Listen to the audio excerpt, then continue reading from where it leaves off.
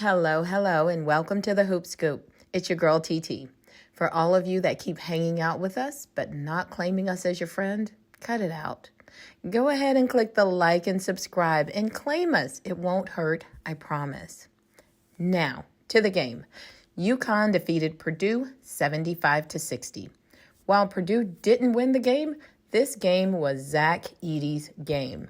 Edey was the name you heard on nearly every play. And this image from Courtside Buzz says it all. Now, to the box scores. For Purdue, Zach Edey had 37 points, 10 rebounds, and 2 blocks.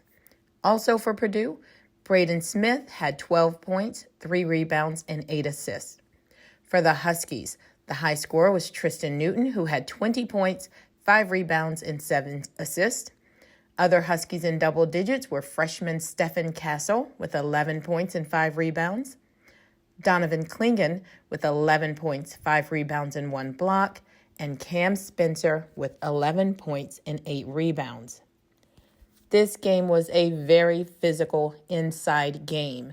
I mean, these guys will probably be icing their muscles for the rest of the week.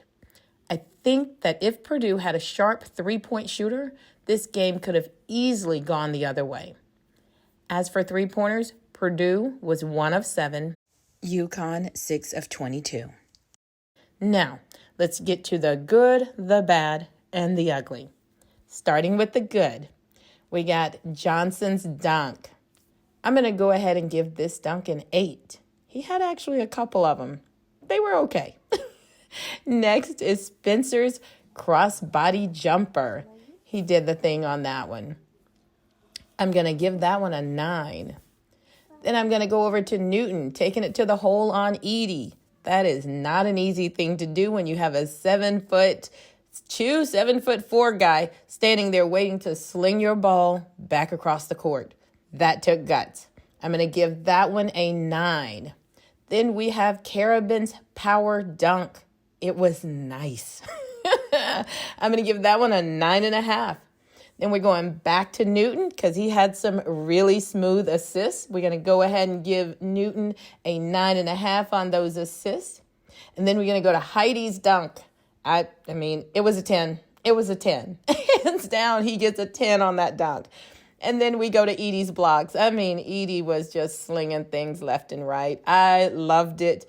We're giving Edey's blocks a 10. And yes, I know it makes me seem like I have aggressive energy, but I don't. I promise, I really don't. Okay, next to the bad.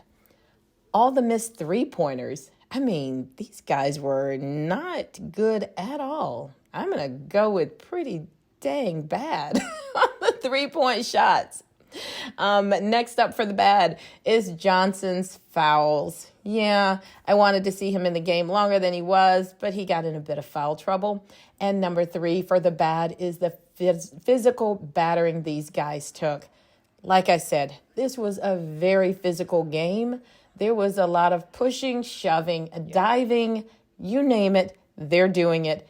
It was almost like a boxing match, you know. So, but everybody left it all on the floor. So what more can you ask for?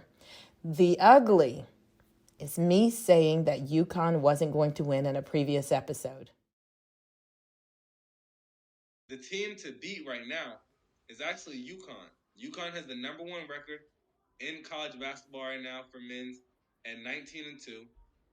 And it's not looking like anybody's going to top them right now. But we all know how March Madness can be. Do you think UConn can win it all? Or do you see somebody taking them out?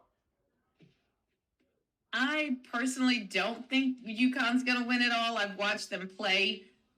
They have a strong game, but they're a very slow team. And I'm aware that the hair doesn't always win the race, but I think their slow play is going to be to their detriment when it comes to March Madness.